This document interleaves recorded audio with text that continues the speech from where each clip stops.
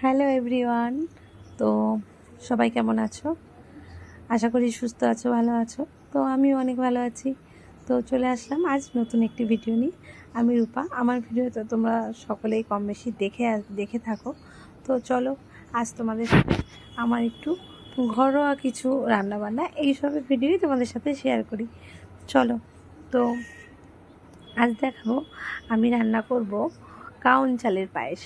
তোমাদের এর আগেও ভিডিও দিয়েছিলাম কাউন চালের পায়েস নিয়ে, কিন্তু আমি তো রান্না করিনি। সেটা রান্না করেছিল আমার ননদ, জামাইবাবু, তারাই করেছিল। তাদের বাড়িতে বেড়াতে গেছিলাম তখন। তো আজকে করব তার জন্য কাউন চালের পায়েস। আর পায়েসটা তো শুধু শুধু জমবে না, তাই না? তো করব তার সাথে লুচি। চলো, তারই প্রস্তুতি চলছে। তো তোমরা কে কে কাউন চালের পায়েস খেয়েছো, কেমন খেতে অবশ্যই জানিও। কিন্তু আমি তো একবার খেয়েছি, ভালো লেগেছে। আজ নিজে রান্না করে দেখি কীরকম লাগে, কারণ আমি কোনোদিনও রান্না করিনি, সেরকম অভিজ্ঞতা আমার নেই এটা সম্বন্ধে। তো সেটা আমি বলতে পারবো না কীরকম হবে না হবে আগে থেকে, কিন্তু চেষ্টা তো করবো, তাই না? চলো।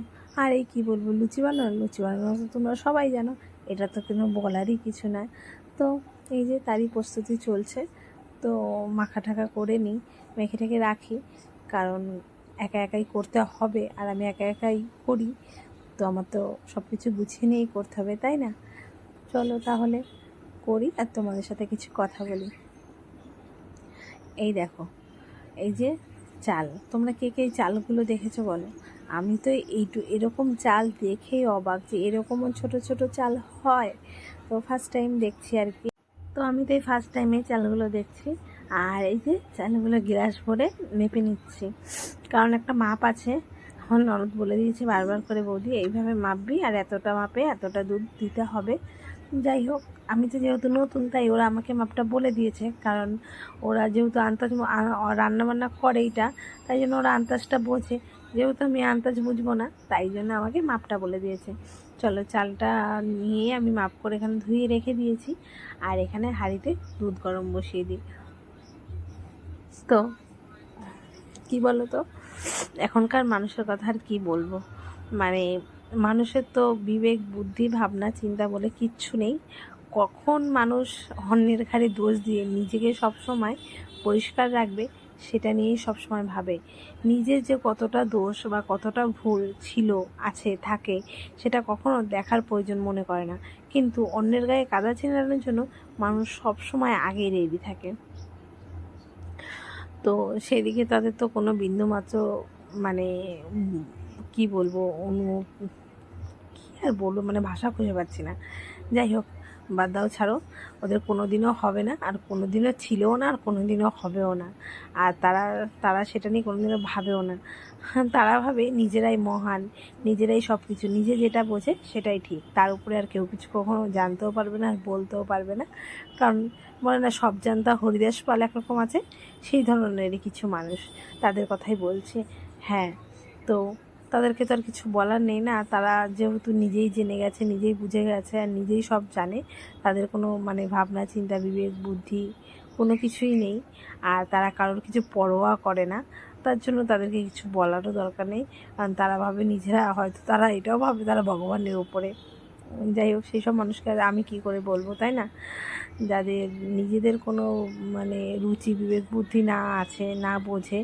আসলে একরকম মানুষ আছে না, যারা জেগে ঘুমায় আর যারা ঘুমিয়ে থাকে তাদের না ওঠানো যায়, আর যারা জেগে ঘুমায় তাদেরকে কিন্তু কখনোই ওঠানো যায় না।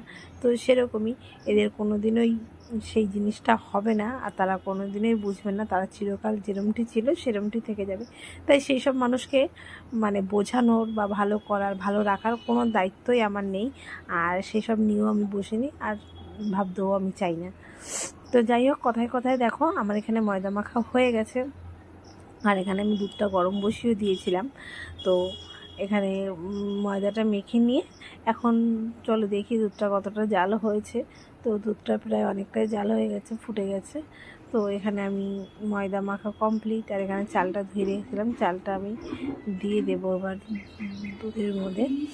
তারপর আমি আবার এগুলো করব। তো চালটা দেওয়ার আগে আমি দুধের মধ্যে এলাচ, তেজপাতা এইসব জিনিসগুলো দিয়ে দিলাম, কারণ এগুলোতে একটু সেন্ট হয়, সবাই জানো, ভালো লাগে। তো পায়েসের এই সেন্টটা না হলে তো একদম পুরোটাই মিসিং। তো আমি এখানে একটু কাজু কিশমিশ দিয়ে দিলাম আর চালটাও দিয়ে দেবো, ঠিক আছে। তো চলো এগুলো দিয়ে দিই, তারপর তো হতে থাকবে। এখন কখন হবে কিভাবে সেটা তো অপেক্ষা করতে হবে, তাই না? কারণ যেহেতু আমি ফার্স্ট টাইম রান্না করছি, আমি এত কিছু বুঝি না, আমার কোনোটা আগে পরেও হয়ে যেতে পারে। হ্যাঁ, কারণ আমি মানে কি বলবো, এটা প্রথম টাইম রান্না করছি, অতটা আমি বুঝতেও পারছি না। তো প্রায় এটা অনেকটা ঘনই হয়ে এসছে। তো আমার ননদ বলেছিল যে অনেকটা যখন ঘন হয়ে আসবে তখন চিনিটা দিতে। তো এখন দেখলাম এখানে অনেকটা ফুটেছে, ঘন হয়ে এসছে, তাই আমি চিনিটা দিলাম। দেখতে পাচ্ছ তোমরা কত গুঁড়ি গুঁড়ি চাল, তাই না? আমি কিন্তু বুঝতে পারছি না যে কখন হবে আর কখন নামাবো। তো আন্দাজ করছি আর তোমাদের সাথে একটু একটু ভিডিও করছি, দেখাচ্ছি। তো জানি না কেমন হবে, তো যারা খাবে তারা খেয়ে বলতে পারবে কেমন হবে। চলো তাহলে, এটা মনে হয় প্রায় হয়েই এসছে। তো আমার আন্দাজে যেটা বলছে, যেটা আমি বুঝলাম, ওরা আমাকে বলেছে। আর এই দেখো হওয়ার সাথে সাথেই সব বাটিতে বাটিতে বেড়ে ফেলেছি। কেন জানো? আমি না আবার এই একটা দোষ আমার, কাউকে রেখে না খেতে পারি না। আর কাউকে রেখে খেতে পারি না, কাউকে না দিয়ে খেতে পারি না বলেই আজকে আমি খারাপ। এই কারণেই দেখেছো কত বাটি মানে বেড়েছি আমি সবার জন্য।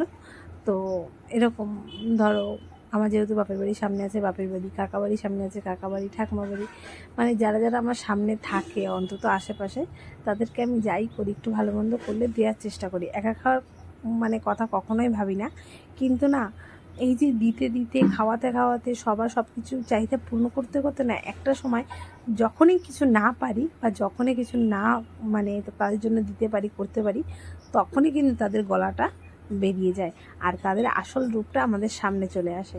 আর সত্যি কথা, এরকম আসল রূপ দেখতে দেখতে আমি অনেক অভ্যস্ত, অনেক দেখেছি। আর সেসব নিয়ে আর কিছু ভাবি না, কারণ তারা ওরকমই, তাদের বিন্দুমাত্র লজ্জা ঘৃণা বোধ কিচ্ছু নেই যে একটা মানুষ এত করে, নাইবা সে পারতে পারে, নাইবা সে করতে পারে, তো তার প্রতি ক্ষোভ জন্মে যায় তাদের। তো তাদেরকে তো কিছু বলারই নেই, কারণ সেসব মানুষগুলো ওরকমই, মানে লোভ লালসায় পরিপূর্ণ। তারা আর কিছুই জানে না, কিছুই বোঝে না, এগুলোই ভাবে আর এগুলোই বোঝে। তাদেরকে আমি কিছু বলতেই চাই না। চলো, আমার ওখানে তো সবাইকে বেড়ে দেওয়া হয়ে গেছে, এবার করছি লুচি, কারণ পায়েসের সাথে তো লুচিটাও দিতে হবে। তো সেটাও আমি বেলে ভাজছিলাম আর একটা একটা করে করছিলাম, যেহেতু আমি একা, আমার তো হেল্প করার মতো কোনো হেল্পিং হ্যান্ড নেই, আমাকে একাই করতে হবে। তার জন্য আমি গ্যাস অফ করে বারে বারে রেখে রেখে করছিলাম। আর এখানে এই যে অনেকগুলো লুচি ভেজেও ফেলেছি, তাই এখন সবাইকে দেব। তো সবাইকে খেয়ে বলবে সবাই কেমন হয়েছে। তো চলো, একজনকে পেয়েই গেছি, এই যে আমার বর, তাকেই প্রথম খাবারটা দিলাম, দেখা যাক খেয়ে কি বলে। তো তারপর সবাইকে দেবো, কারণ মনে মনে ভয় ভয় করছে, এটা ফার্স্ট টাইম করেছি, কেমন হয়েছে না হয়েছে। তো বরের রিভিউটা খুব ভালোই ছিল, বললো ভালোই হয়েছে। তো জানি না সবার কেমন লাগবে। তো এই ছিল আজকের ভিডিও। তো তোমাদের কীরকম লাগলো অবশ্যই জানিও। যদি কোনো ভুল ত্রুটি অপরাধ হয়ে থাকে তাহলে ক্ষমা করে দিও। তো আমার বর তো খেতে খেতে বলছে যে ভালোই হয়েছে। আমি বললাম যে মিষ্টি টিষ্টি হয়েছে কিনা, বললো হ্যাঁ হয়েছে। তো যাই হোক, সবাই খেয়ে মোটামুটি ভালোই বলেছে, খারাপ কেউ বলেনি। তো এখন এই যে আমি নিয়ে বসছি। তো সবার খাওয়া দাওয়া কমপ্লিট, আমি বাকি ছিলাম, কারণ সবাইকে না দিয়ে ঠুয়ে আমি খেতে পারি না, আর এটা আমার পক্ষে সম্ভব না, তাই আমি এখনও বসে পড়লাম। তো চলো টাটা, দেখা হবে পরে একটি ভিডিও।